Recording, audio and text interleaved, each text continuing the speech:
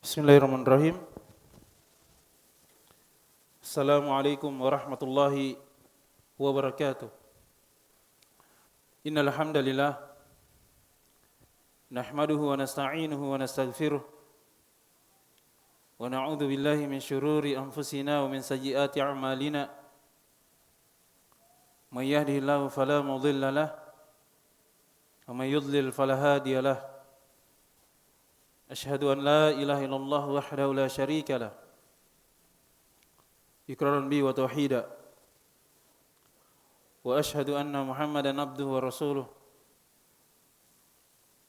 sallallahu alaihi wa ala alihi wa ashabihi wa ikhwanihi wa sallama tasliman katsiran amma ba'd. Ma'asyiral ikhwah wal akhwat rahimani wa rahimakumullah. Alhamdulillah, kita akan kembali melanjutkan kajian rutin kita di hari Jumat ba'dal asar dengan judul Risalah Pembahasan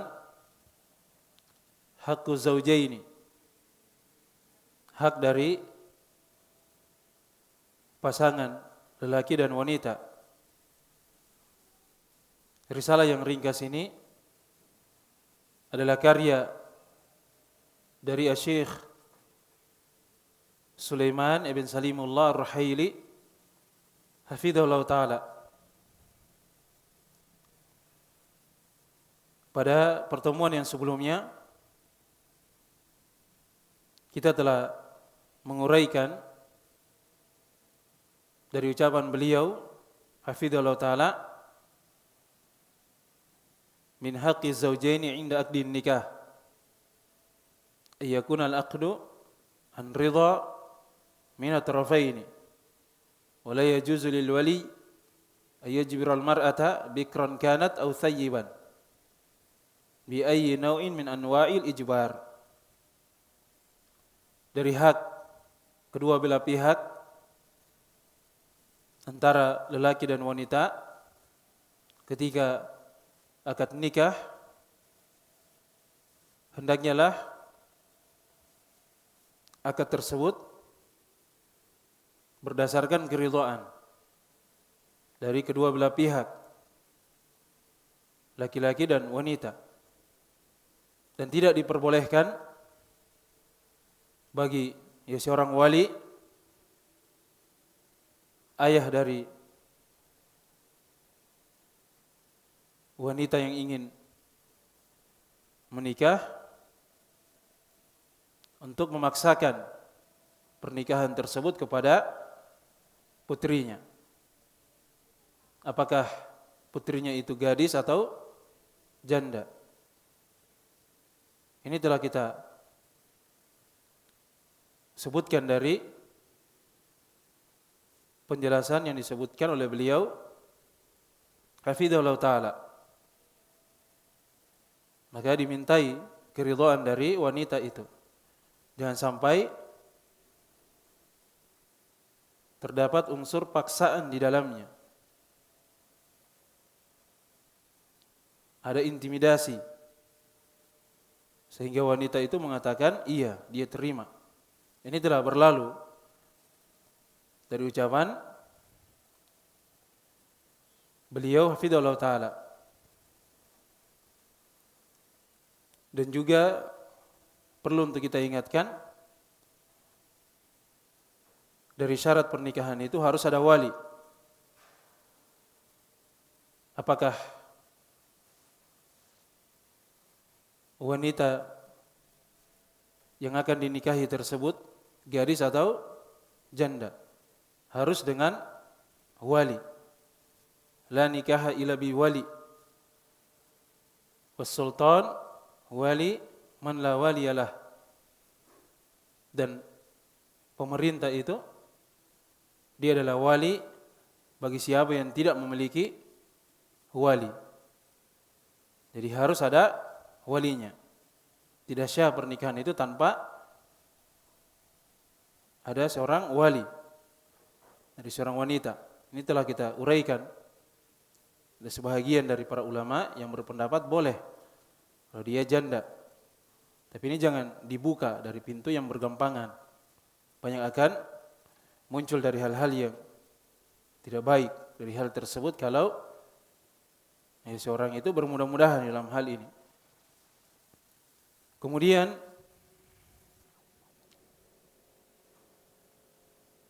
kata beliau hafizallahu taala, min haqqi zawjaini inda aqdin nikah i'lanuhu wa isharuhu wa idharuhu wa alla yakuna sirran liqauli nabiyyi sallallahu alaihi wasallam a'linun nikah. Dan di antara hak dari kedua belah pihak, laki-laki dan wanita, ketika akad nikah, hendaknya lah diumumkan, disebarkan, dinampakkan. Wa alla yakuna sirran, dan semestinya tidak dirahasiakan. Ini berdasarkan ucapan dari Nabi kita Muhammad sallallahu alaihi wasallam di dalam riwayat Ibnu Hibban, Al-Hakim, Ahmad dan selain mereka.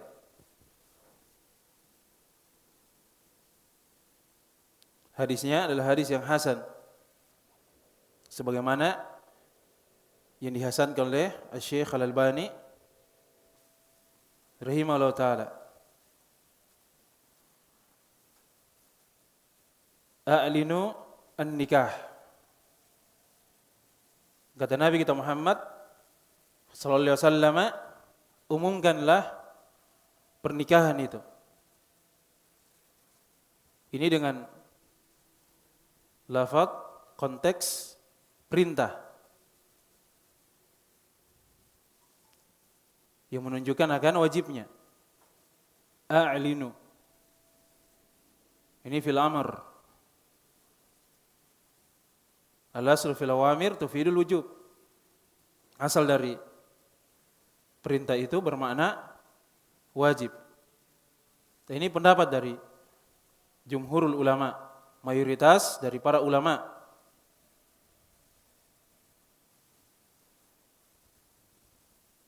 Jelas ya?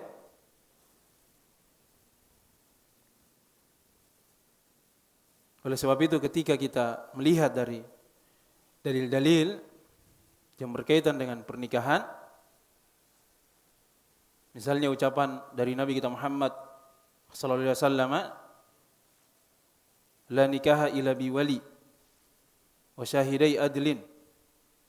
Tidak ada pernikahan itu tanpa adanya wali dan dua saksi yang adil. Artinya ada yang menyaksikan dari pernikahan itu, dari akad tersebut, yang tentunya disebarkan. Apalagi kalau berkaitan dengan peraturan di sebuah negeri yang mengatur tentang pernikahan, ada administrasi yang harus dilengkapi. Maka seorang dia taat kepada pemerintah. Dengan adanya dua saksi, maka akan tersebar dari pernikahan tersebut. Dan ini ia bertujuan untuk membedakan antara pernikahan dengan perzinahan, hal yang diharamkan. Ini nampak dari manfaatnya, hikmahnya.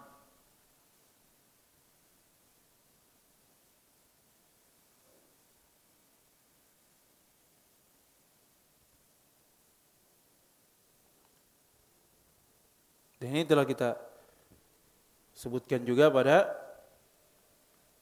pertemuan yang sebelumnya.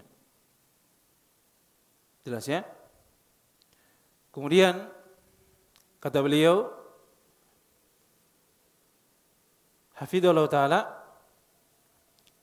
Wa min dzalika idharul farah was surur bihi biqamati walimatin la tuthqilu kahila az-zawji wa la tuhammiluhu ad-duyuna wa innama takuna ala wafqi qadratihi bila israfin wala mughalatin.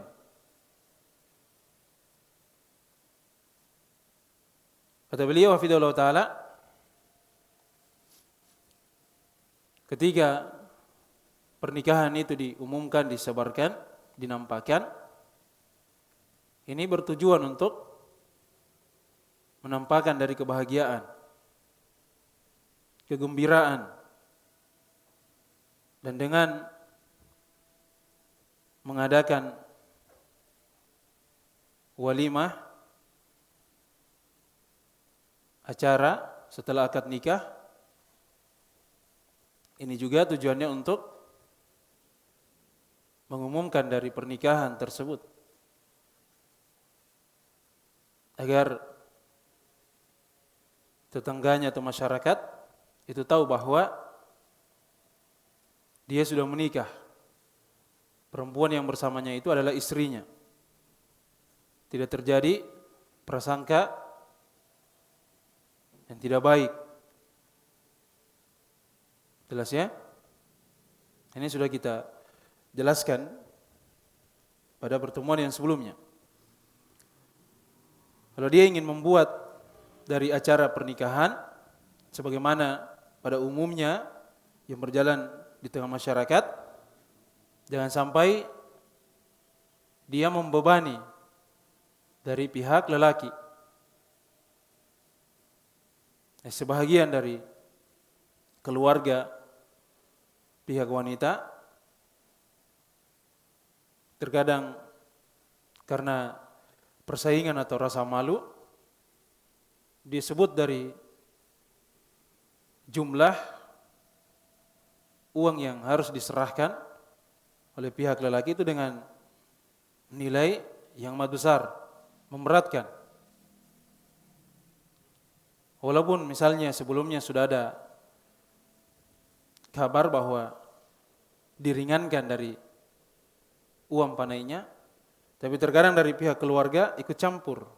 Dan itu biasanya yang membawa kepada sesuatu yang tidak baik. Dan telah berlalu kita sebutkan bahwa Nabi kita Muhammad sallallahu alaihi wasallam menganjurkan untuk mempermudah dari pernikahan itu. Yang paling banyak kebaikan dan keberkatannya aisaruhunna mu'natan. Itu yang paling ringan maharnya. Dari awal itu sudah harus diupayakan sesuai dengan sunnah dari Nabi kita Muhammad sallallahu alaihi wasallam. Kalau ini diperhatikan, dijaga pernikahan itu sejak awalnya dengan niat yang baik, ikhlas, jujur ingin menikah, kemudian dipersiapkan dan sampai berlebihan, banyak mubadzir dari acara pernikahan itu, akhirnya adalah tanda kebaikan. Dan juga akan menjadi dari sebab datangnya kebaikan, keberkatan dan kemudahan pada keberlangsungan pernikahan mereka. Oleh sebab itu dari awal diperbaiki, diupayakan sesuai dengan tuntunan di dalam agama kita. Dan ini adalah hal yang harus kita perhatikan. Jangan dia bebani pihak lelaki di luar dari kemampuannya. Akhirnya pihak lelaki mencari pinjaman, utang untuk dia serahkan kepada pihak wanita. Sebenarnya dia tidak memiliki kemampuan, dia paksakan dirinya. Setelah selesai acara pernikahan, yang akan menanggung dari utang tersebut bukan keluarganya, dia sendiri.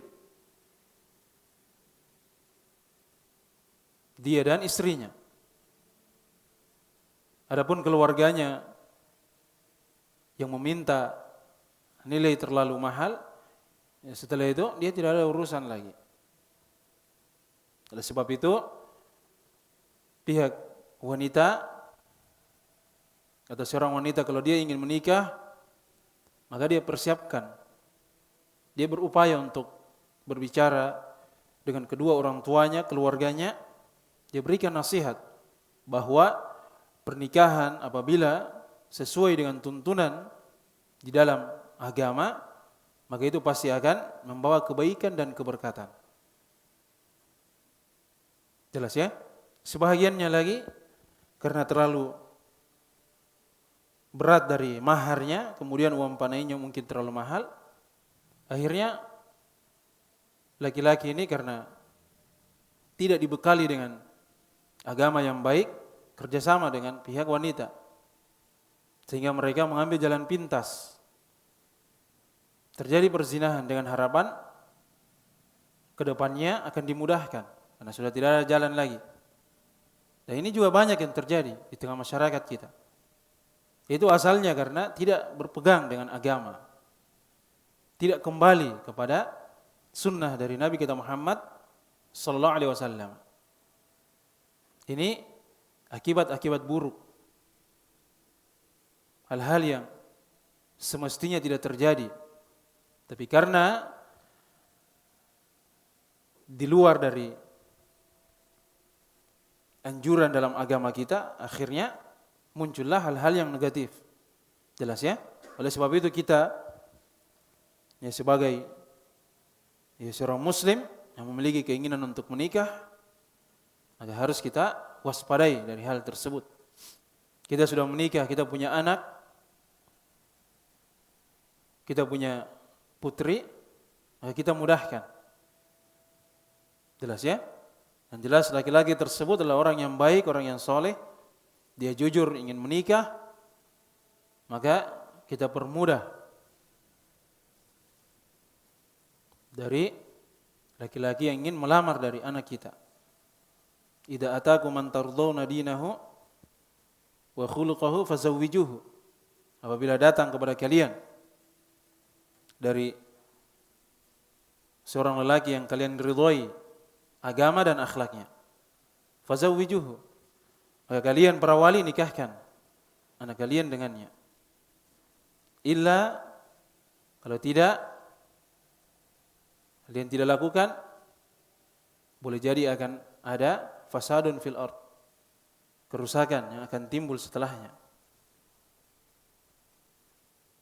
Oleh sebab itu dipermudah dari pernikahan. Itu banyaknya dari kerusakan, kekacauan yang terjadi di sebuah negeri, itu salah satunya disebabkan karena terjadinya perzinahan. Dan perzinahan itu diantara sebabnya itu tadi, karena sulit dan susah untuk menikah. Selalu dibayang-bayangi dengan mahar yang tinggi, uang panai yang besar, pihak keluarga saling bersaing, berlomba, apalagi kalau ada keponakan yang sudah menikah dengan uang panai yang besar, bisa berluaskan di media sosial, itu akan membuat persaingan, tapi persaingan tidak sehat, tidak ada manfaatnya. Pernikahan yang paling baik dan yang paling banyak keberkatannya adalah yang paling ringan, yang paling mudah. Jelas ya? Itu prinsipnya. Wa inna ma takunu ala wafqi qudratihi. Hendaknya yang sesuai dengan kemampuannya, bila israfin. Ini masalah lain, jangan sampai dia berlebih-lebihan. Wala mughalatin. Jelas ya? Melampaui batas. Pestanya, acaranya besar karena uang panainya tinggi. Akhirnya di acara tersebut ada musiknya, elektronnya, belum lagi penyanyinya wanita, pakaiannya belum selesai dijahit sudah diambil, terbuka. Jelas ya? Ini kan keburukan. Harusnya walimah itu hal yang merupakan sunnah di dalam agama kita, dituntunkan oleh Nabi kita Muhammad sallallahu alaihi wasallam. Harusnya sesuai dengan apa yang beliau nasihatkan dalam hal tersebut. Ditambah lagi meriah makanannya, terbuang-buang, mubadzir. Jelas ya? Innal mubadzirina kanu ikhwana syayatin. Orang-orang yang mubadzir, membuang-buang harta, berlaku boros, itu saudara-saudara dari syaitan. Oleh sebab itu diperhatikan hal-hal yang berpotensi untuk kerusakan itu jangan didekati. Tidak apa-apa kalau misalnya acaranya itu mewah, tapi dia pikirkan segala sesuatunya harusnya termanfaatkan. Kalau dia pikir dirinya sederhana, itu lebih bagus. Uang acara yang berlebihan itu bisa dia simpan sebagai modal dan bekal untuk kehidupannya setelah pernikahannya. Dan ini kadang kurang terpikirkan. Kehidupan pernikahan itu bukan di malam pesta pernikahan saja. Tapi yang diharapkan selalu terjaga keberlangsungannya, kehidupannya. Jelas ya? Kemudian kata beliau, hafizallahu taala, yaqulun nabiyyu sallallahu alaihi wasallam li Abdurrahman bin Auf radhiyallahu taala anhu, aulim walau bisyah. Dalam riwayat Bukhari Muslim. Dan Nabi kita Muhammad sallallahu alaihi wasallam berkata kepada sahabatnya yang mulia Abdurrahman bin Auf radhiyallahu taala anhu, aulim walau bisyah. Tegakkanlah dari walimah itu, resepsi pernikahan ya, setelah akad nikah, walaupun dengan seekor kambing. Wa aulaman nabiyyu sallallahu alaihi wasallam wa huwa khairu khalqillah ajma'in wa atqa khalqillah ajma'in. Aulama ala Safiyata binti Huyai radhiyallahu taala anha ummul mukminin bisawiqin wa tamr. Walimatu man? Walimatu Rasulillah sallallahu alaihi wasallam. Dan Nabi kita Muhammad sallallahu alaihi wasallam beliau walimah, mengadakan acara pernikahan. Wa huwa khairu khalqillahi ajma'in, dan beliau adalah sebaik-baik dari manusia, ciptaan Allah Subhanahu wa taala. Dan beliau yang paling bertakwa dari makhluk Allah Subhanahu wa taala seluruhnya. Beliau membuat dari acara pernikahan untuk istrinya Safiyah binti Huyai radhiyallahu taala anha dengan roti dan kurma. Sederhana, tapi tentu ini ada kebaikan dan keberkatan.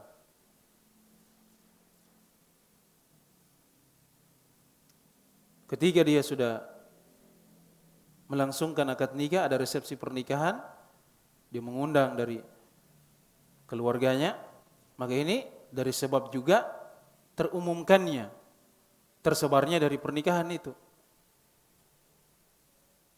Jelas ya?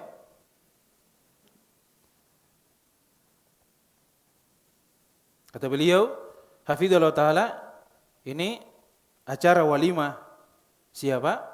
Ini acara walimah dari Rasulullah sallallahu alaihi wasallam. Sederhana. Yang jelas tidak berlebih-lebihan, tidak memberatkan. Kemudian kata beliau, hafidhahullah taala, wa an Anas bin Malik radhiyallahu taala anhu annahu qala ma ra'aitu Rasulullah sallallahu alaihi wasallam aulama ala syai'in min nisa'ihi ma aulama ala Zainab. Kanat walimatu Zainab walimatan kabirah ma aulamaha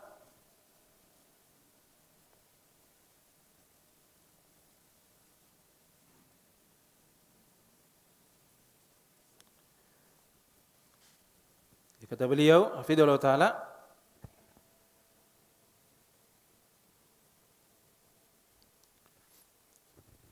dari sahabat yang mulia Anas bin Malik radhiyallahu taala anhu,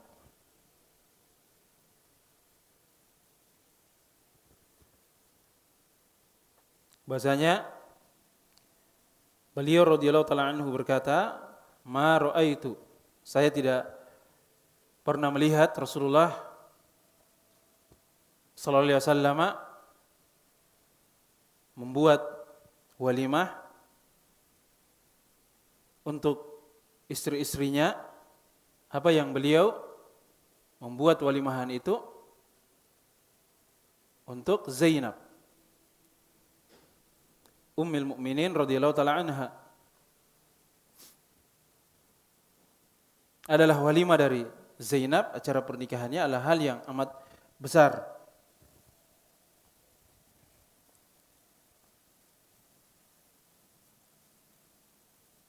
Yang Nabi sallallahu alaihi wasallam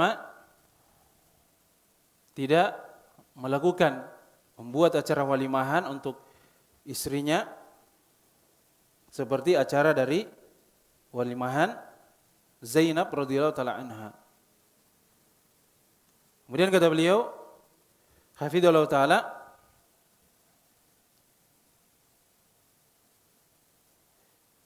tura ma hiya hadhil walimah wa ma miqdaruha wa ma idhamuha wa ma miqdaru ma wasalat ilaihi. Yaqulu Anas bin Malik radhiyallahu taala anhu, fa innahu dzabaha syatun walimatul Rasulillah sallallahu alaihi wasallam.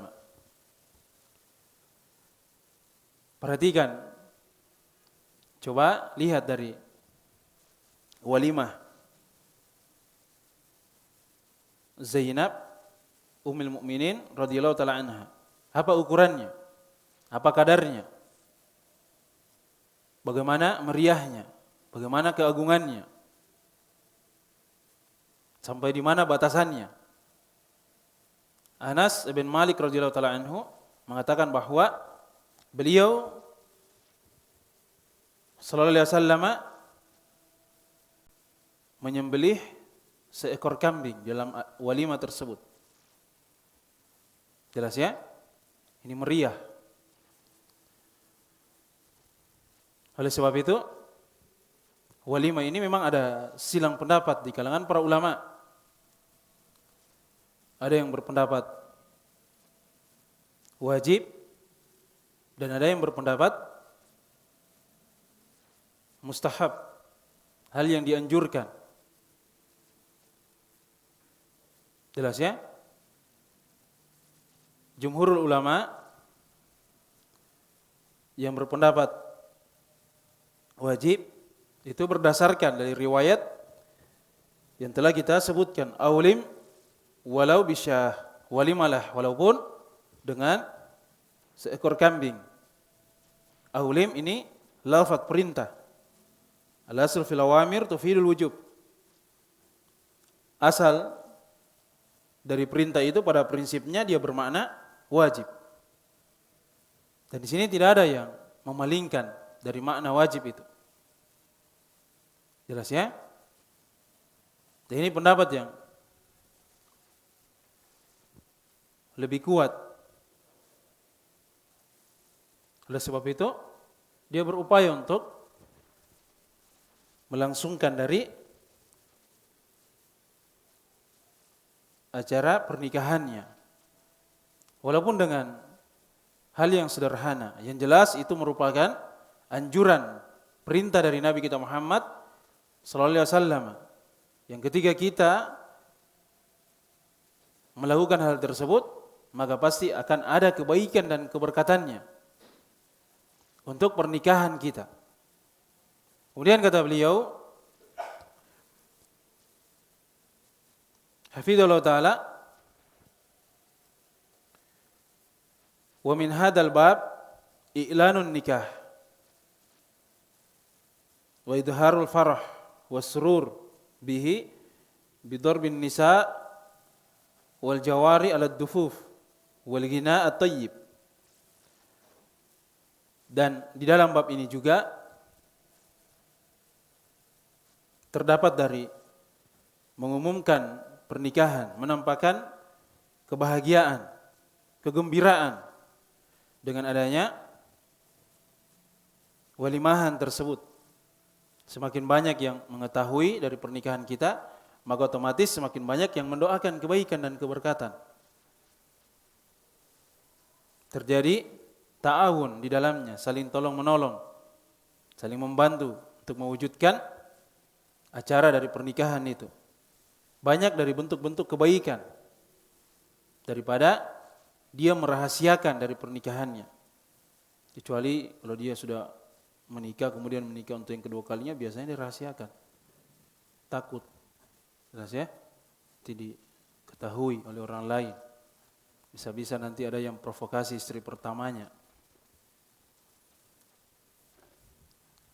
Oleh sebab itu kalau tidak mampu jangan coba-coba. Pernikahan itu bukan percobaan. Berpikir dengan pemikiran yang jernih. Jangan sampai kita menjadi sebab syariat itu dianggap hal yang tidak baik. Jelas ya? Tapi pada asalnya itu adalah syariat dalam agama kita. Maka kita berupaya menampilkan ibadah syariat itu sesuai dengan apa yang semestinya dalam agama. Hal yang paling pokoknya, dia bekali dirinya dengan ilmu agama. Kemudian kata beliau, hafizallahu taala,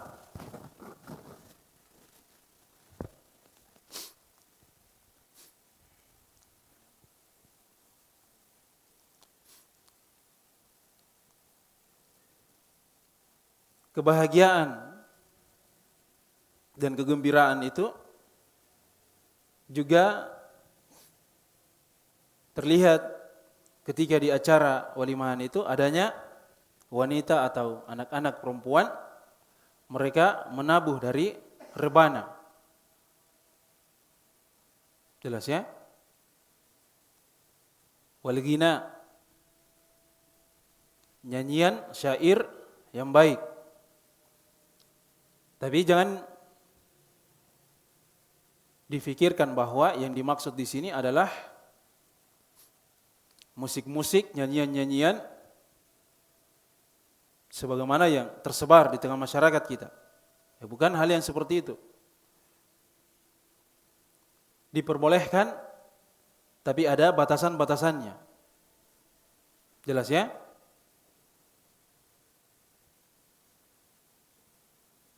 Hanya pada acara-acara tertentu saja, diantaranya walimahan atau hari raya. Tapi yang menabuh dari rebana itu, yang memukul adalah wanita atau anak-anak wanita. Ya, bukan sebagaimana yang terjadi di masa ini. Musiknya bukan rebana. Rebananya saja itu disebutkan oleh para ulama kita, diantaranya Syekh Muhammad bin Shalih Al-Utsaimin rahimahullah ta'ala, itu yang tidak tertutup dari satu sisinya. Ya, kalau kita sekarang ini elektron ditambah lagi musik-musik yang lain, drum lengkap, satu setel semuanya dengan penyanyinya. Belum lagi kalau penyanyinya banyak jurusnya. Ini berbahaya ya, hal yang tidak baik. Pakaiannya, Jelas ya? Akhirnya banyak hal-hal yang negatif pada acara walimahannya. Harusnya itu adalah kebaikan, sunnah dari Nabi kita Muhammad sallallahu alaihi wasallam.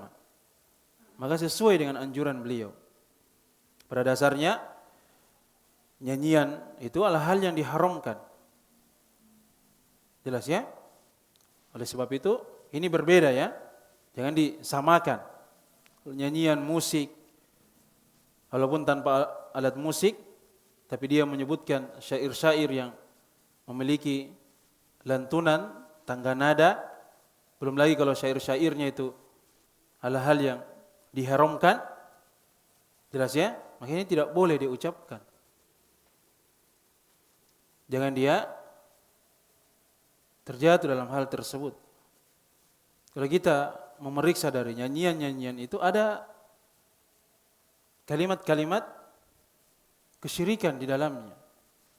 Yang mungkin dulu kita tidak memperhatikan dari ucapan-ucapan itu. Kenapa? Karena kita terlena dengan lantunan dan musiknya. Padahal banyak ucapan-ucapan haram bahkan itu kesyirikan. Jelas ya? Dulu mungkin kita masih muda-muda dulu. Ada ucapan-ucapan angin tolonglah. Ini kan minta tolong sama angin. Dan ini lagu-lagu yang dulu itu mungkin kalau zaman-zaman dulu ya banyak yang suka, hampir semua orang suka. Tapi ternyata maknanya hal yang tidak baik, kesyirikan. Jelas ya? Oleh sebab itu hal-hal yang seperti itu walaupun memang sulit dihilangkan, sudah terekam, kita ganti dengan kebiasaan-kebiasaan kita membaca Al-Quranul Karim, berzikir, menyebutkan hal-hal yang baik, kalimat-kalimat yang ma'ruf. Jelas ya? Jelas hukum dari musik itu adalah haram. Dan ini tentu adalah hal yang telah kita ketahui ya. Kita tidak perlu untuk menguraikan dari dalil-dalilnya.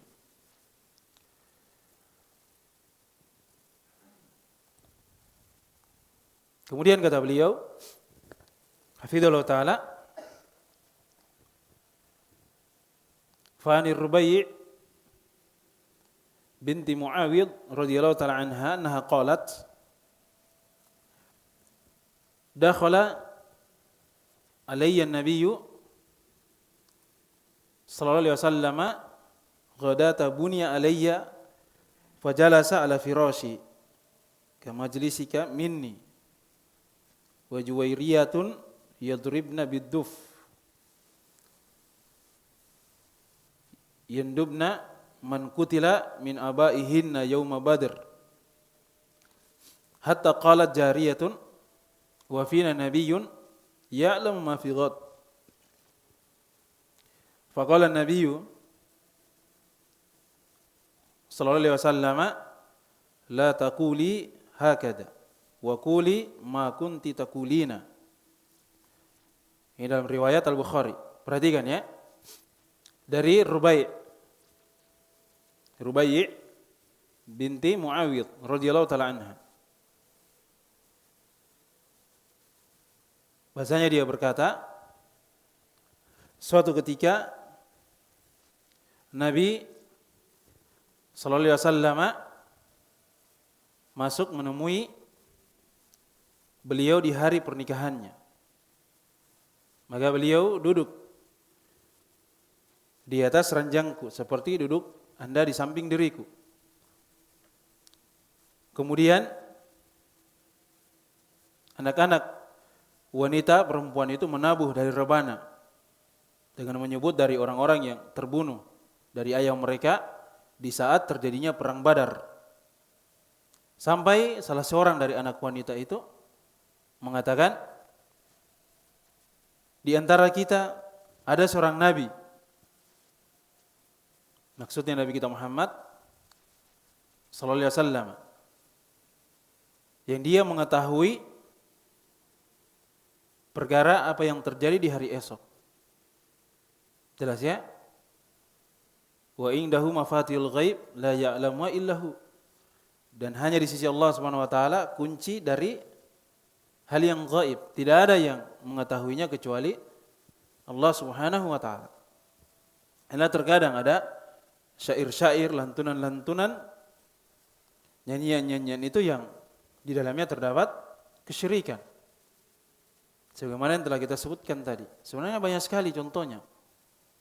Oleh sebab itu kita jaga dari anak-anak kita, jangan sampai mereka tumbuh dan terbiasa dengan nyanyian-nyanyian. Jelas ya? Apakah mereka paham maknanya atau tidak? Kita harus menjaga mereka. Karena nyanyian ini sekali dibiarkan dari anak-anak kita terbiasa dengannya, maka itu akan susah terlepas dari ingatannya. Nah, sebagaimana kita juga seperti itu. Walaupun tidak meroja 20 tahun, masih tetap teringat. Oleh sebab itu jangan coba-coba. Sudah menjadi kebiasaan, terlatih dalamnya, maka dia akan menjadi ahlinya. Oleh sebab itu kata pepatah Arab, man ta'awwada bi syai'in shara sahibahu atau shara ahlahu. Barang siapa yang membiasakan dirinya dengan sesuatu, maka dia akan menjadi ahlinya. Nah, jangan dia buka dari pintu-pintu yang tidak baik untuk keluarganya. Dari awal sudah dia waspadai hal tersebut. Jangan dia biasakan. Oh, ini kan game, ada musik-musiknya, tidak apa-apa Ji. Untuk anak-anak, jangan dia biasakan. Jangan dia biarkan.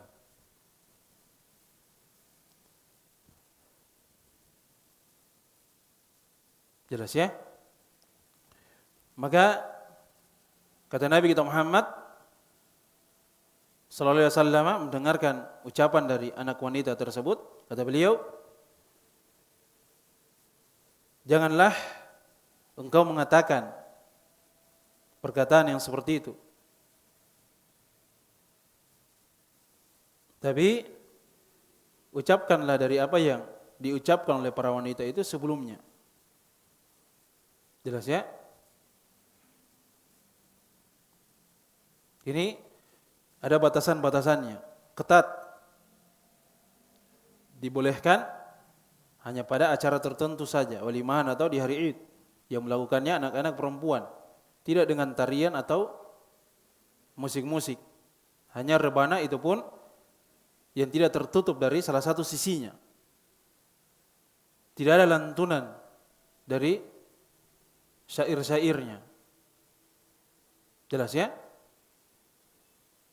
Kalau dipraktekkan untuk masa ini, artinya kita melihat dari orang yang mempraktekannya itu beda dengan kasidah-kasidah yang biasa dinyanyikan ibu-ibu itu. Ya, bukan hal-hal yang seperti itu. Itu tentu adalah hal yang diharamkan di dalam agama kita.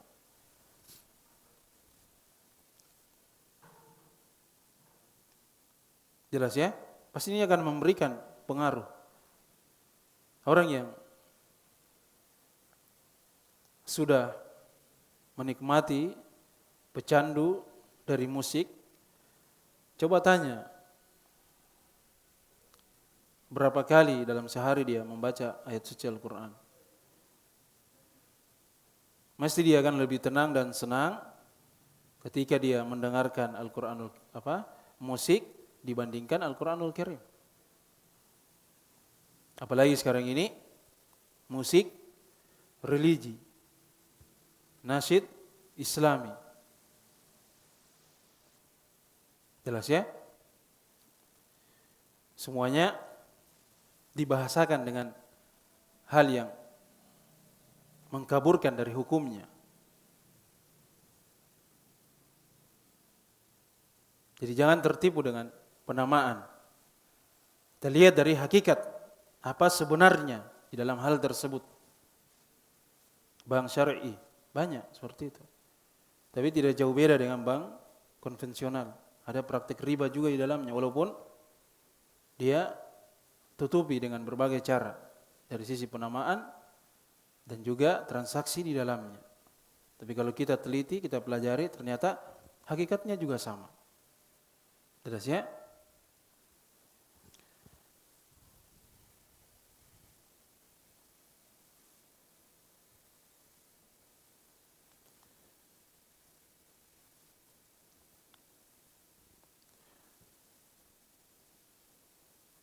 Kemudian kata beliau,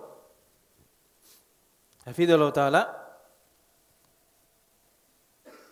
fa aqarraha an-nabiyyu sallallahu alaihi wasallam ala ghinaiha lakinnahu ankara 'alaiha hadha alladhi qalathu. Nabi sallallahu alaihi wasallam mengikrar, artinya menetapkan dari duf yang dipukul, rebana yang ditabuh itu tidak masalah. Kemudian ucapan-ucapan bait-bait syairnya yang diucapkan itu juga tidak masalah. Hanya saja yang diingkari oleh Nabi kita Muhammad sallallahu alaihi wasallam itu apa yang dia ucapkan tentang bahwa Nabi kita Muhammad sallallahu alaihi wasallam mengetahui dari perkara yang gaib yang akan terjadi di hari esok.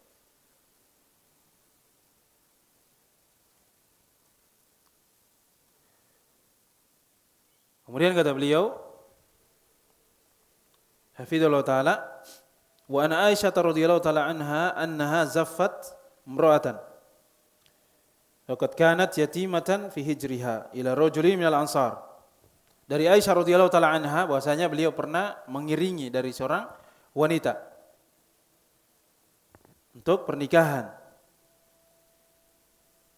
Dan dia ini adalah seorang yatim, hidup di sekeliling Aisyah radhiyallahu taala anha. Ketika Aisyah radhiyallahu taala anha mengantarnya untuk pernikahan kepada seorang lelaki dari kalangan Ansar, maka Nabi kita Muhammad sallallahu alaihi wasallam bersabda, "Maka kana ma'akum lahun fa inal ansara yujibuhum allahu." Wa fi riwayatin qala fahal ba'athtum ma'aha jariyatan tadribu duf? Qultu taqulu madha? Qala taqulu aynakum fahayyuna nuhayyikum laula adh-dhahabul ahmar ma hallat biwadikum wa laula al-hintatu samra ma samunat adarikum. Min dalam riwayat At-Tabarani.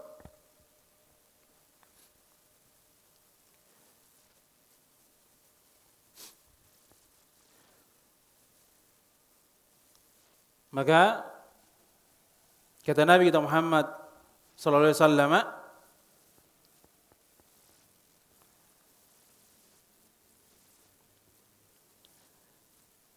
apakah di antara kalian ada yang mengucapkan bait-bait syair itu? Karena sesungguhnya orang-orang Ansar ini kan dia datang untuk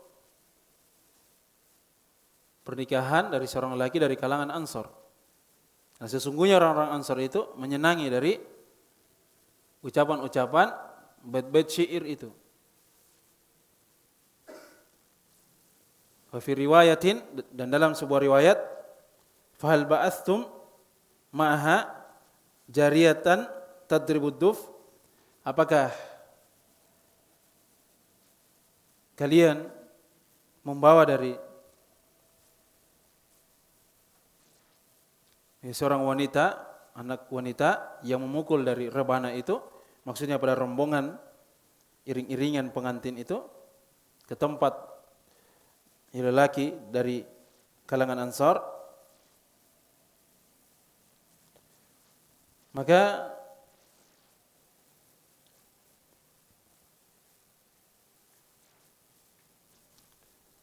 Aisyah radhiyallahu taala anha bertanya, apa yang dia ucapkan, apa yang dia lantunkan,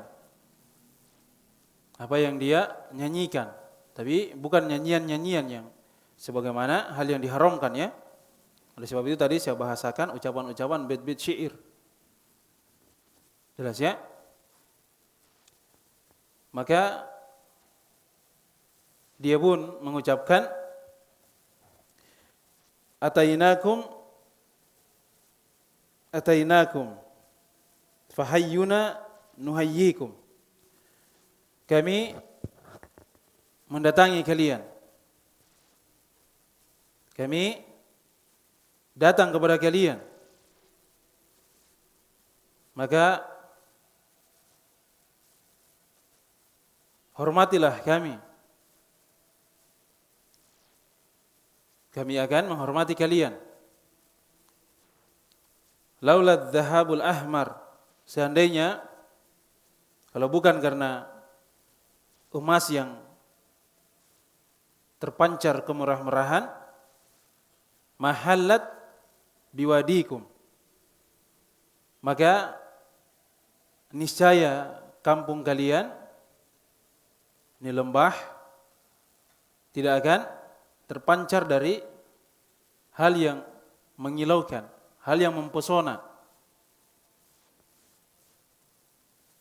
Walaulal hintatu samra masamunat adarikum. Seandainya kalau bukan karena gandum yang berwarna coklat itu, niscaya gadis kalian tidaklah menjadi gemuk. Ini dari pujian-pujian, bait-bait syair. Jelas ya? Ada sebahagian dari orang-orang di masa ini biasanya sebelum berjumpa pengantin wanita ke rumah dari pengantin, atau sebelum pengantin laki-laki berjumpa dengan pengantin wanita, biasanya ada pantun di situ. Jelas ya? Tapi biasanya tidak selamat dari hal-hal yang diharamkan. Ada saja kerusakan-kerusakan di situ. Kemudian kata beliau hafizallahu taala, yu'allimuha Rasulullah sallallahu alaihi wasallam wa qala an-nabiy sallallahu alaihi wasallam faslu ma bainal halali wal harami as-sautu bid-duf. Ini dalam riwayat At-Tirmidzi. Beliau menghasankannya. Nasai, Ibnu Majah, riwayat Ahmad. Yang dihasankan oleh Syekh Al-Albani rahimahullah taala.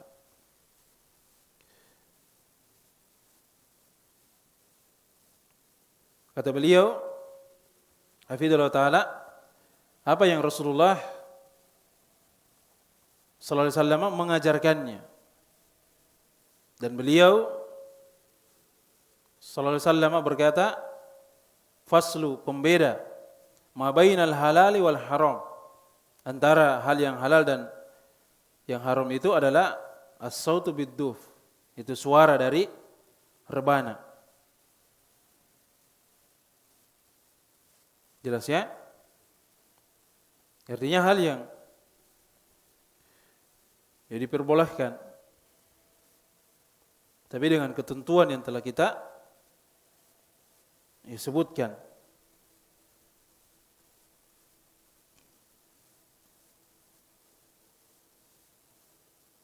Jadi ada batasan-batasannya. Rebana yang ditabuh, yang dimainkan itu yang satu sisi saja. Kemudian yang memainkannya itu anak-anak wanita, bukan laki-laki. Jelas ya? Kemudian tidak ada acara selain dari itu. Ada yang menari, joget, dan selainnya. Dan tidak ada tambahan dari musik-musik yang lain. Kemudian kata beliau, hafizallahu taala, wa amma baitul qasid haqqu zawjaini fi baiti zawjiyati fa huwa indama yubhiru zawjani bi zuruqin wahidin fi bahril hayah wal hayatu bahrun mutalathimul amwaj fihi rihun wa fi riyahun fihi musirratun tufrihu wa hazanun tutrih fihi ghadabun wa ridha Fatahtaju as-safinatu ila ta'awuni man fiha wa ila tawaffuri wasailis salamati fiha hatta yubhiru az-zawjani birahatin wa sa'adatin wa amanin ila al-muqirril akhir. Kata beliau hafizallahu taala, wa amma baitul qasid. Adapun yang menjadi hakikat dan intinya hakuz zaujaini fi baitiz zaujiyati adalah terwujudnya dari hak-hak kedua belah pihak antara suami dan istri di dalam kehidupan rumah tangga mereka. Yaitu ketika suami dan istri mengarungi samudra bizuruqin wahidin dengan bahtera yang satu fi bahril haya pada lautan kehidupan rumah tangga mereka. Wal hayatu bahrun mutalatimul amwaji, dan kehidupan pada samudra lautan yang luas itu biasanya terdapat dari ombak yang selalu siap untuk menggulung dari bahtera mereka. Di dalamnya ada angin yang bertiup dengan pelan dan juga ada angin yang bertiup dengan kencang. Badai di tengah laut. Fihi musirratun tufrihu. Ada berbagai kebahagiaan yang membawa kegembiraan. Wahzanun tutrihu, dan terdapat juga berbagai kesedihan, kegundah-gulaan yang akan menjadikan seorang itu gundah gulana, sedih di dalam bahtera kehidupan rumah tangga mereka. Ada kebaikan, ada kegembiraan, ada hal yang menyedihkan, ada ujian dan cobaan. Fihi ghadabun wa ridha. Di dalamnya ada amarah dan ada keridhaan. Fatahtajus safinatu ila ta'awuni man fiha. Maka perahu atau bahtera itu membutuhkan kerjasama agar tercapai dari maksud perjalanannya. Jelas ya? Nah, seorang suami itu ibarat dari nahkoda yang memegang kendali penuh dari bahtera rumah tangganya. Dan tentu dia membutuhkan navigasi. Itulah keberadaan seorang istri. Dia menjadi navigator, penunjuk arah bagi bahtera rumah tangganya. Dia membantu dari suaminya. Dia kerahkan kemampuannya untuk mewujudkan dari keselamatan pada kehidupan rumah tangga mereka. Hatta yuhbiraz zaujani, sampai pasangan suami istri itu dapat mengarungi samudra lautan di kehidupan rumah tangga mereka. Birahatin, dengan kebahagiaan. Wa sa'adatin, kebahagiaan, kegembiraan. Wa amanin, dan rasa keamanan. Ilal muqirril akhir, sampai pada tempat persinggahan yang terakhir. Jelas ya? Jadi harus ada ta'awun, kerjasama antara suami dan istri. Khususnya dalam perkara-perkara ibadah. Harus saling memberikan motivasi. Oleh sebab itu dalam riwayat disebutkan, rahimallahu rajulan. Allah Subhanahu wa taala merahmati seorang lelaki yang dia terbangun di malam hari, fasalla, kemudian dia salat, wa aiqadha ahlahu, dan dia juga membangunkan dari keluarganya. Fa in abad, kalau misalnya istrinya enggan dibangunkan, maka dia percikan air di wajahnya. Jelas ya? Istrinya jangan marah kalau dipercikan air di wajahnya. Kalau dia tidak mau dipercikan air, pasang alarm, saya bisa bangun. Jelas ya? Jangan sudah dipercikan air tidak bangun, akhirnya ditumpah satu gelas. Tapi dengan cara yang baik. Intinya agar istrinya itu ikut bersamanya di dalam kebaikan. Dia juga bisa sholat, berdoa, berzikir kepada Allah Subhanahu wa taala di malam hari. Sepertiga malam di waktu-waktu yang doa itu tempat mustajabah. Jelas ya? Demikian pula seorang wanita. Rahimallahu imra'atan. Allah Subhanahu wa taala merahmati seorang istri. Kalau dia bangun di malam hari, salat dia salat, kemudian dia bangunkan suaminya untuk ikut salat juga. Fa in aba, kalau suaminya misalnya enggan, maka dia nadhat fi wajhi alma, dia percikan air ke wajahnya. Nah, kita biasanya laki-laki gampang emosi. Dipercikan air sedikit langsung keluar tendangan putar. Jelas ya? Nah, jangan seperti itu. Harus bersabar. Harus kita pahami bahwa itu semuanya dalam bentuk ta'awun, saling membantu untuk kebaikan. Dasarnya firman Allah Subhanahu wa taala, wa ta'awanu 'alal birri wat taqwa wa la ta'awanu 'alal itsmi wal udwan. Tolong menolonglah kalian di atas kebaikan dan ketakwaan. Apa yang merupakan kebaikan dan ketakwaan dalam kehidupan rumah tangga, maka kita harus saling tolong menolong di dalamnya. Jelas ya? Apa yang merupakan dosa dan maksiat, maka kita harus berupaya untuk menjaganya. Dan sampai tolong menolong dalam kejelekan, dosa dan maksiat. Permusuhan. Jadi lihat istrinya tidak bangun-bangun salat subuh, biarkan saja. Suruh tidak bangun. Kalau dikasih bangun juga marah-marah, biarkan saja. Nah, bukan seperti itu. Kita seorang pemimpin di tengah keluarga, nanti kita akan ditanya di negeri akhirat. Bagaimana ibadah dari istri kita. Jelas ya? Ini kalau suaminya jujur, dia cinta kepada istrinya, dia pasti tidak akan rela melihat istrinya itu terjatuh dalam dosa dan maksiat, terbiasa di atasnya. Dia akan selalu berupaya menyadarkan istrinya, berikan nasihat. Karena perempuan itu memang seperti itu. Masih capek urus anak, capek ini dan itu. Banyak sekali alasannya.